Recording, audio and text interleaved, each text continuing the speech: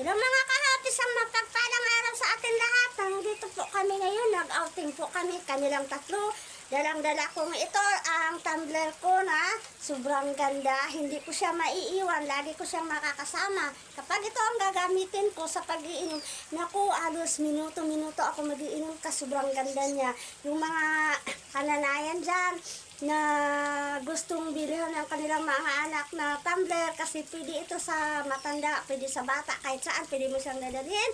Nandito kami ngayon sa sikat na resort dito sa amin na sobrang ganda niya. Yung sa baba nakikita mo yung dagat, tapos dito sa taas ang swimming pool na ito, mura lang siya, makakaligo ka dito pag may 50 pesos ka, pwede ka na maligo.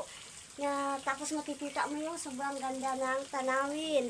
Kaya dala-dala ko itong mga kahok dyan na gustong ganito. Ilagay ko ang length nito para makabili ka din ng ganitong klaseng tumbler. Tignan nyo, oh, sobrang ganda. Oh, ang ganda ng mga view dito sa amin. Oh, ayan, oh, ayan, oh, ayan, oh, ayan, ayan. Kaya kung gusto mo nito na klaseng tumbler, nalagyan ng tubig, ilagay ko ang length nito dyan sa yellow basket ko. God bless.